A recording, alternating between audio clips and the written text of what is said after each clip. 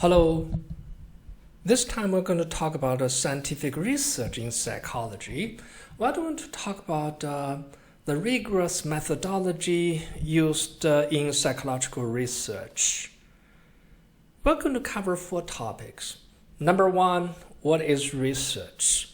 What is the principle of scientific research in particular? And then we're going to talk about how to formulate research questions, research theory, research hypothesis. A key concept is the difference between theory and hypothesis. And then we're going to cover the different research methodologies. We're going to cover descriptive research, correlation research, experimental research. These are the key components of scientific research, particularly those used in psychology. Number 3, we're going to talk a little bit about statistics. We're going to talk about descriptive statistics and inferential statistics. What are the differences between descriptive and inferential statistics? Lastly, we talk a little bit about ethical principles in research, especially how we treat experimental animals and human subjects in an ethical way. First, what is research? Research is something that people do. It is an activity of human beings. It's something we do. So to research is to, can you replace the word research with another word? Give me another verb to replace research. You may say to research is to study, to examine, to investigate. What do these activities have in common? They have one thing in common. That is, all these activities involve gathering information and analyzing information. In research, we gather information and analyze information in a systematic way. What do we mean by systematic way? Systematic means your gathering information and analyzing information is guided by a research issue or a research question. You have a purpose in your information gathering and information analysis. It's not random.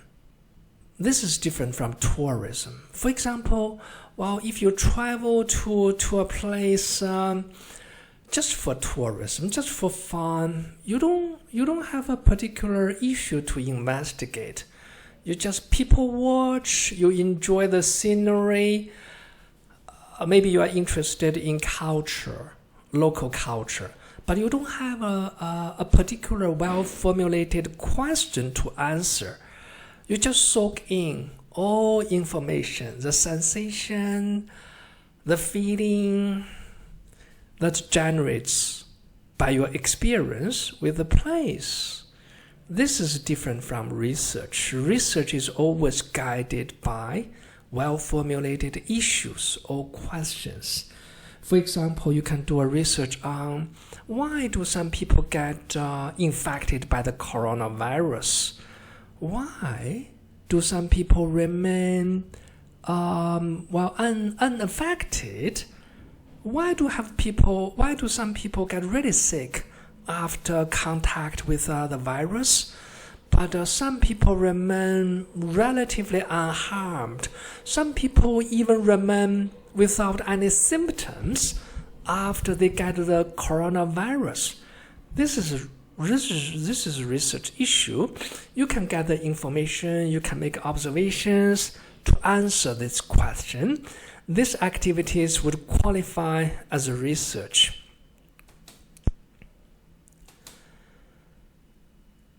Let's summarize a little bit. Systematic gathering and analyzing information has several characteristics. Number 1, you must guide your information search, your observation with the issue. Number two, you must use systematic ways of collecting data. You don't just make random observations.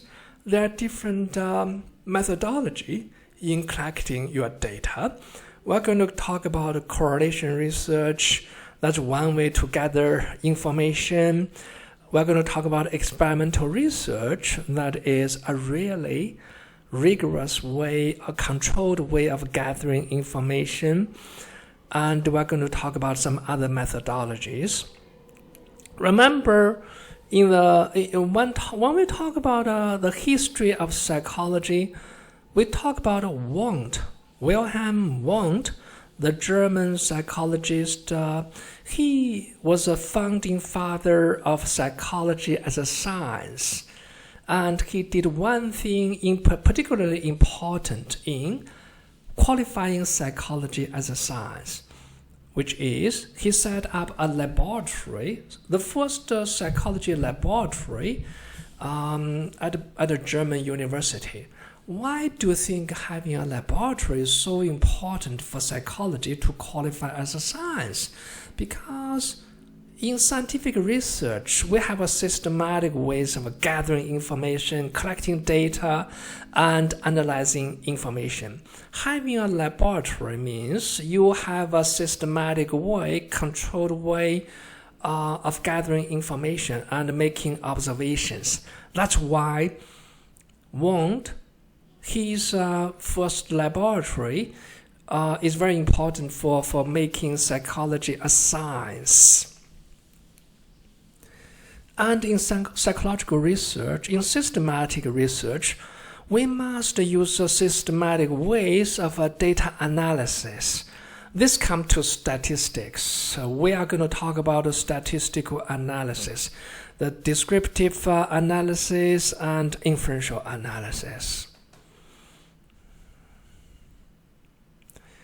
This is overview of research. Next issue, theory. In all research, well, in almost all research, in most research, we have a theory. You have a research issue, and your theory is a tentative answer to your research issue or question.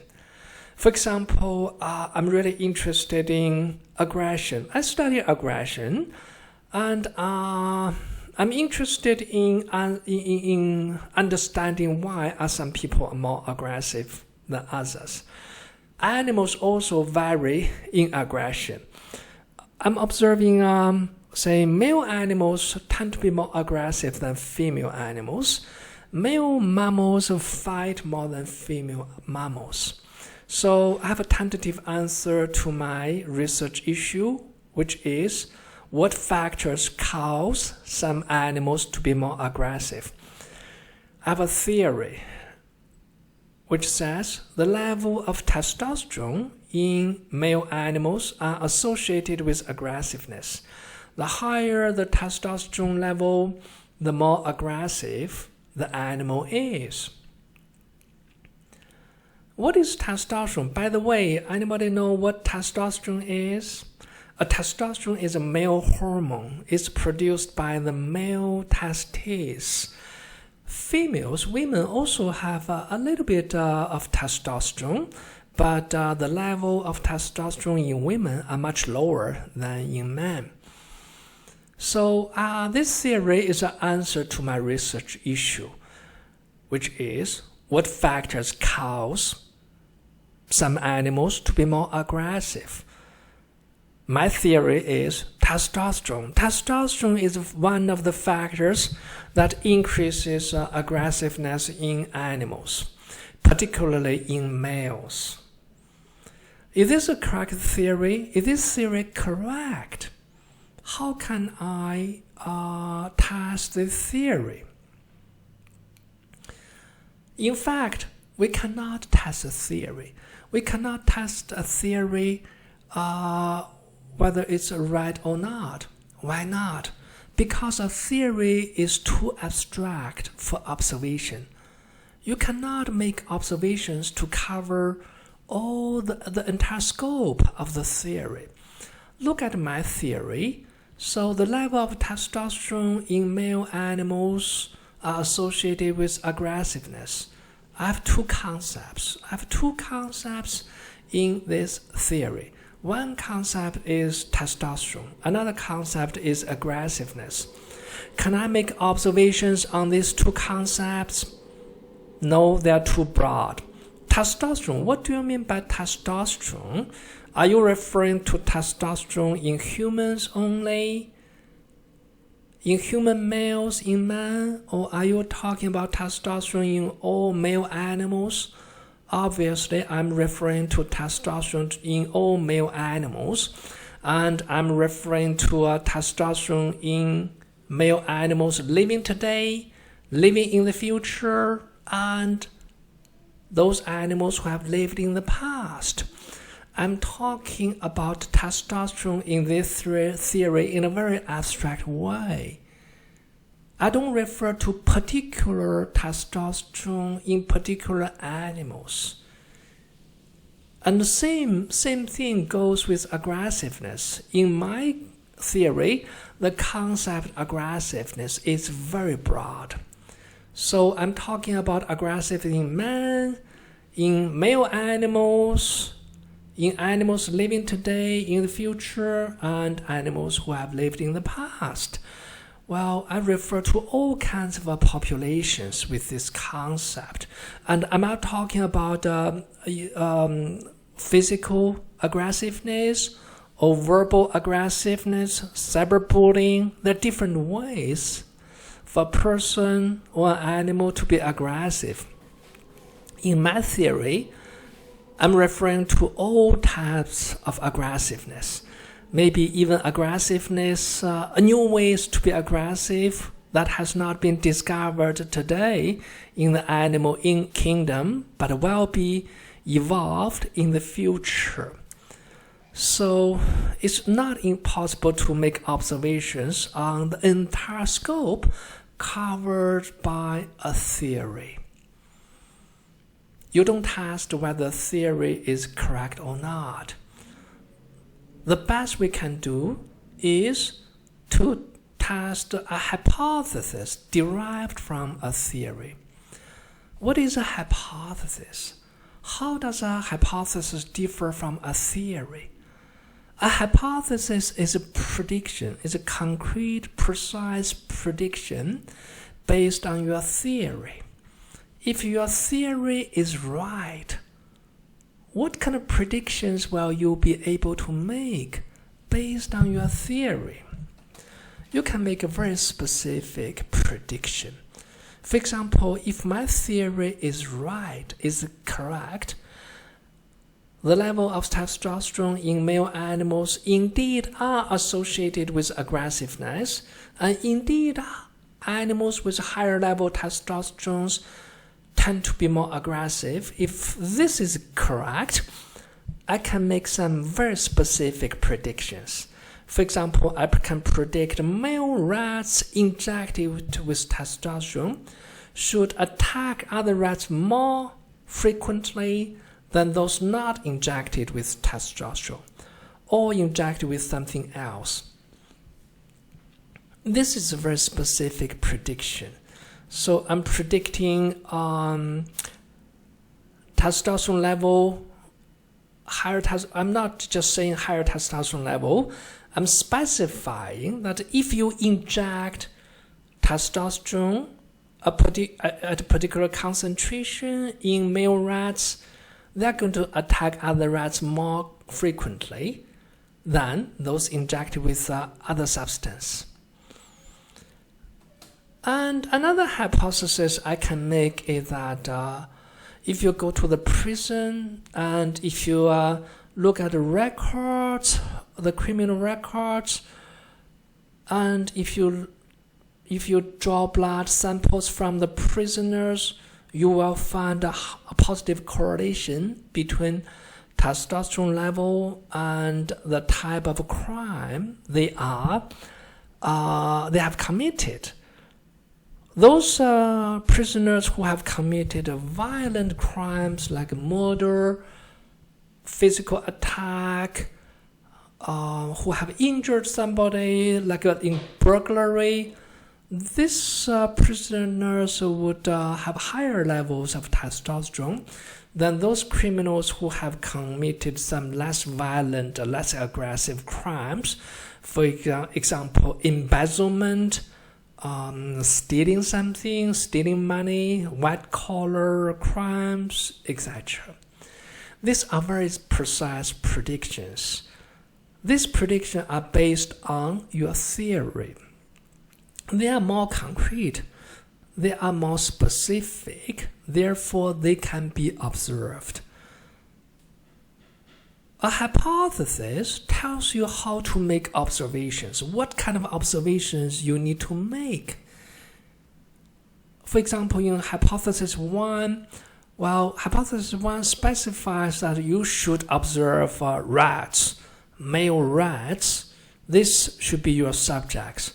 And how you should observe these rats? You should observe these rats under particular conditions.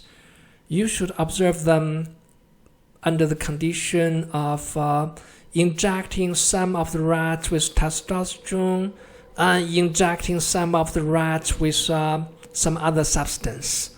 For example, salt water.